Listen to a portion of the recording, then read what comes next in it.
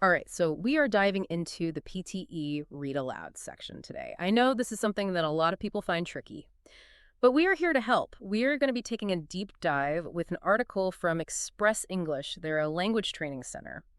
And we're going to uncover how to really impress those examiners with our read aloud skills. Think of it this way. We're not just learning to read aloud, we're actually going to learn how to strategically use our voice to ace this thing. I think what's really fascinating is that Express English really focuses on understanding how the PTE is scored, which is brilliant because it's not just about reading beautifully. It's about hitting those specific criteria that the examiners are listening for. Oh, for sure, for sure. It's like knowing the rules of the game before you step onto the field. Right. So let's just get on the same page. Let's break down the read aloud tasks. You usually get about 6 or 7 of these tasks scattered throughout the exam, and each one is a short passage that you get 30 to 40 seconds to read. But here's where it gets interesting. That prep time is also your reading time, so you don't get any extra time to practice. That's right. And you're being judged on 3 things while you're reading: content, oral fluency, and pronunciation. It's like a triple threat, but with your voice. It is a triple threat. I told you it was more than just reading.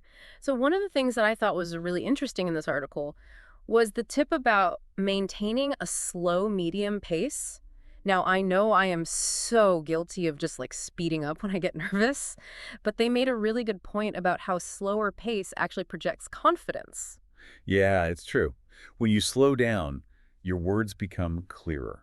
And it gives the examiner a chance to really hear your pronunciation. Plus, it gives you time to emphasize those key points and convey the meaning of the passage. It just shows that you're in control. Yeah, you're not rushing. You're taking your time. Exactly. Conveying meaning. It's a really good point. It's like the difference between just saying words and actually telling a story. And I like how the article talked about practicing out loud during that prep time, which I feel like, duh, that's obvious. But they cautioned against just reading straight through. Right. It's more strategic than that. You want to use that time to identify any words that you might trip over. And practice those words specifically. And remember to pause and take a breath, because those pauses actually contribute to your oral fluency score. They make you sound more natural, like you're speaking, rather than just reading. Oh, that's so interesting. I never thought about pauses being part of fluency. I always thought fluency was about not taking any pauses. That's a real light bulb moment for me. And speaking of sounding natural, the next tip is all about enthusiasm. They want us to read like we're reading to an audience, like we actually care about what we're saying. I love that, because it ties into both pronunciation and content. Because when you're engaged with the material, your voice naturally conveys the meaning more effectively. You're not just reading the words, you're bringing them to life. You're breathing life into the words. And I love how they give us a practice passage. It's all about the game, snakes and ladders, but I'm just looking at it and I'm already getting nervous about some of these words, like unique, objective. I can totally see myself stumbling over those. I think that's precisely why they include the practice passages. Yeah. The point is not necessarily to get every single pronunciation perfect, but to illustrate a strategy. Before you even start reading aloud, take a moment just to scan the passage and identify any potential pronunciation hurdles. That way you're mentally prepared and less likely to stumble when you actually start reading. I like it. It's like pre-gaming for pronunciation. Exactly. All right, so get ready for this next tip because this is next level. Word stress. I'll be honest, I never gave much thought to word stress before. But the way they explain it in this article, it just clicked. You know how some words in a sentence just sound more important than others? Absolutely. They have more emphasis? Well, there's a reason for that. There is. And it's all about word stress. Exactly. So the key here is to stress those content words. Those are your nouns, your verbs, adjectives, negatives. Those are the words that carry the most weight in terms of meaning. So think of those as the stars of the show. Then you've got your smaller grammatical words like in and on. They become softer, almost like whispers. They're like the supporting cast there to help the stars shine. Oh, I love that analogy. Good one, right? Yeah. So it's like we're directing a play with our voices. We are. They even give us another practice passage to illustrate this. Oh, I have an idea. Let's take a sentence from this passage and experiment with stressing different words and see how it changes the meaning. Okay, how about this sentence? It was not the thrill of listening to internationally famous performers and speakers that drew audiences to these sessions. Okay. I'm curious to hear how you would approach that. Okay, so first I'm going to read it with absolutely no emphasis. Totally flat. It was not the thrill of listening to internationally famous performers and speakers that drew audiences to these sessions. Super flat. Right. It's grammatically correct. But it's kind of like listening to a robot, isn't it? It is a little bit robotic. Okay. All right, let me try that again. But this time I'm going to emphasize different words and just see what happens. It was not the thrill of listening to internationally famous performers and speakers that drew audiences to these sessions. Ooh, that's much more interesting. What stands out to you about that second version? I mean, it definitely has more energy. I think emphasizing not and Drew really like shifts the focus of the sentence. It wasn't the big names or like the excitement that was the main attraction. Exactly. By stressing those words, you've highlighted this really key contrast. And it creates a sense of intrigue for the listener. Now they're wondering, well, if it wasn't the fame or the thrill, what was it about these sessions that people found so compelling? Right. That is so cool. Like, just by shifting the emphasis, we create a whole new layer of meaning. And the article even mentions that examiners will notice this kind of polish in your reading. It's like taking it from a basic reading to a nuanced performance. It shows that you're not just reading words, but you're understanding and conveying their meaning. And that's what makes a really impressive read-aloud performance. Awesome. So we've covered pacing pauses and word stress. But there's one more piece to this puzzle, and it is phrasing. It's like taking those beautifully stressed words and arranging them in a way that flows naturally, like how we actually speak, not like robots. Right. It's about breathing life into the text. So instead of sounding like a list of words, you're creating this sense of rhythm and flow. And it makes the passage come alive for the listener. Okay, so they have another practice passage here. It's all about cartoons and secrecy. But instead of us just reading it, why don't we turn the tables a bit? Listener, we want you to get involved. Let's look at the first sentence together. With so many dangerous minds on the job, it is little wonder that work on the cartoons was carried out in the utmost secrecy. How would you phrase that? Where would you put the pauses to create that natural flow? Yeah, take a moment to think about it. You can mark up the sentence if that helps you. But it's all about finding those natural breaks in the sentence, those places where you would naturally take a breath if you were speaking it. All right, you ready to hear how we would approach it? Okay, so here's one possibility. With so many dangerous minds on the job, it is little wonder that work on the cartoons was carried out in the utmost secrecy. What do you think? Does that feel natural?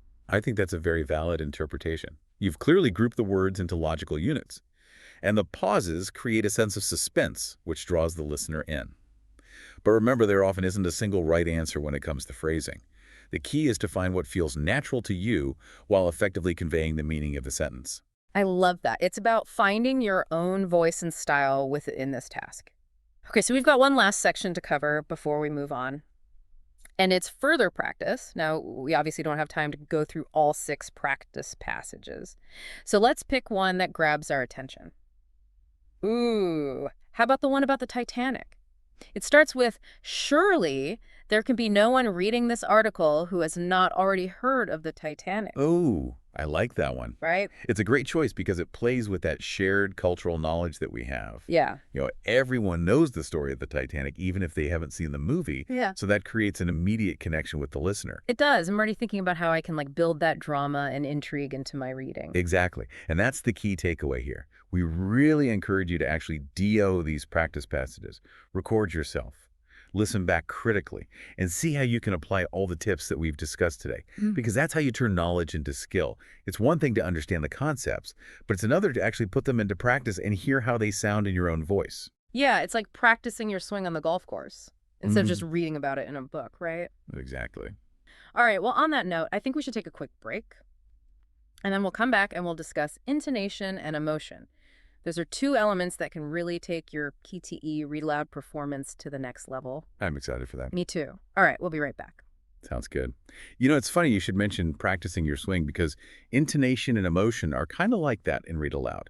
You can have perfect pronunciation, you can have perfect phrasing, but without those elements, it's still missing a little something. Okay, I am intrigued. Break it down for me. What exactly do we mean by intonation? And how does it tie into emotion? Well, just think about how you would naturally speak if you were telling someone a story. Your voice would rise and fall. You would emphasize certain words. You might even change your pace to create suspense or excitement. So that's what intonation is. It's like the melody of your speech. Oh, so it's like adding music to the words. Okay, but how do we figure out the right melody for a PTE passage? I mean, we don't have time to compose a symphony in our heads when we're reading. No, you don't have to do that. It's more about just tapping into the inherent emotion of the passage. Like, what's the overall tone? Is it informative? Is it persuasive? Is it humorous? Is it dramatic? and then let that guide your intonation. So like if it's a dramatic passage, I might use a lower pitch and a slower pace to like build suspense. And then if it's something more lighthearted, I could use a higher pitch and a quicker pace to show that energy. Exactly. Okay. And don't forget about pauses. Mm. A well-placed pause can really add a lot of drama or create anticipation. It draws the listener in. Yeah.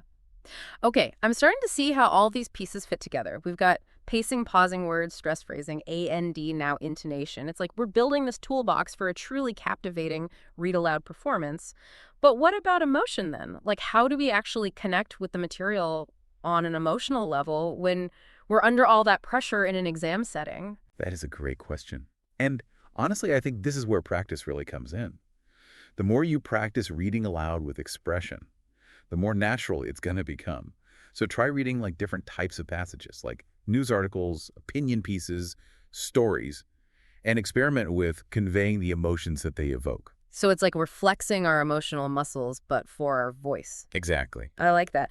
Okay, but let's say we get a passage and it's about a topic that we just find totally boring.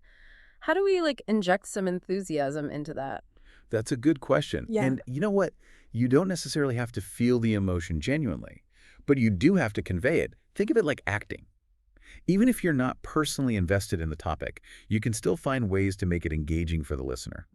Okay. So maybe like focus on a specific aspect of the passage that you find even remotely interesting and highlight that with your intonation. Or like imagine you're explaining it to someone who's genuinely curious about the topic. Exactly. It's Yeah. about finding a way to connect with the material, even if it's on a purely intellectual level. And honestly, sometimes just the act of focusing on your delivery and your technique can take your mind off the pressure of the exam. Yeah. And that can actually help you enjoy the process a bit more. Well, that's true. Yeah, when we're so focused on the task at hand, we're less likely to get caught up in those like anxious thoughts. All right, listener, we have covered a lot of ground today. From pacing to intonation to connecting with the material emotionally, we have explored a whole range of techniques to help you master the PTE read aloud section. We have. And remember, the key is to practice, practice, practice. Record yourself, listen back, and identify areas where you can improve. The more you work with these techniques, the more confident and natural you're going to sound. Oh, absolutely. And don't forget to have fun with it. I mean, this might be an exam, but it's also a chance to play with your voice. Explore different techniques and discover what works best for you. I love that. A little bit of enjoyment goes a long way. It does. Okay, so as we wrap up our deep dive into PTE Read Aloud, It feels like the biggest takeaway for me is that it's not just about reading accurately. no, it's not. It's really about using your voice as an instrument to showcase your fluency and your understanding of the content. Totally. And we've talked about everything, from pacing and pauses to word stress and phrasing, even injecting emotion and intonation into our reading. And remember, each of those techniques directly addresses those scoring criteria that we talked about. Content, oral fluency, pronunciation. It's like we're putting together a puzzle. And each technique is a piece that like contributes to the bigger picture of a really captivating read aloud performance. I love that analogy. It's a good one, right? Yeah. So to our listener, if you're feeling a little overwhelmed by all of this information, like we just threw a lot at you, don't worry. Yeah, take it one step at a time. Exactly. You don't have to do everything at once. Maybe just focus on pacing this week. Yeah. And then next week you can add in word stress. Yeah, that's a great approach.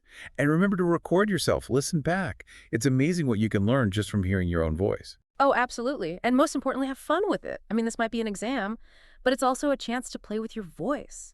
Explore different techniques. Discover what works best for you.